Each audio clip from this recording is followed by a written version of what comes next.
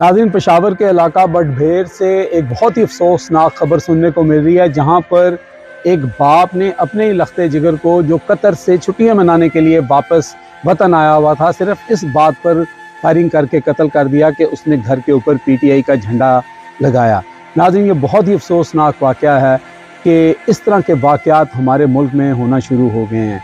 हम रोज़ देख रहे हैं कि जहाँ नून लीग का जलसा होता है वहाँ पीटीआई के लोग नारे लगाने पहुँच जाते हैं। एहसन इकबाल के कॉर्नर मीटिंग के अंदर ऐसा हुआ। उसके अलावा आपने देखा कि कैप्टन सफदर जो हैं वो अपने इलाके में थे, वहाँ पे लोगों ने उनके साथ बहस की और बताया कि हर बंदे का एक राइट है।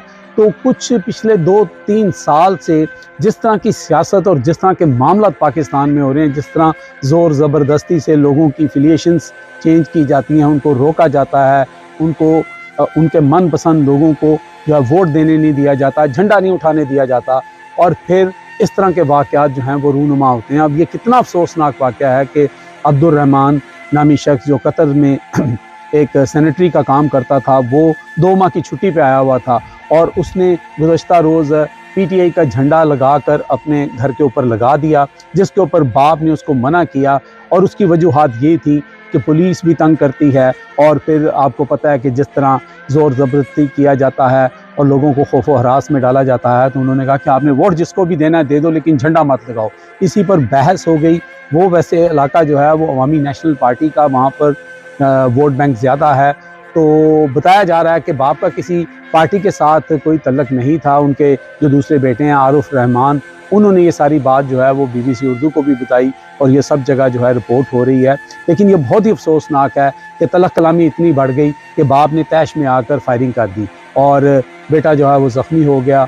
उसको हॉस्पिटल पहुंचाया जा रहा था, लेकिन वो उससे पहले ही अपने खालिक हकीकी से जा मिला और इस वक्त उनके घर में क़यामत का समा है। बाप जो है वो भाग चुका है। पुलिस आप देख रहे हैं कि वो वहाँ पर रिपोर्ट तैयार कर रही है और गोलियों के खोल ढूंढ रही है।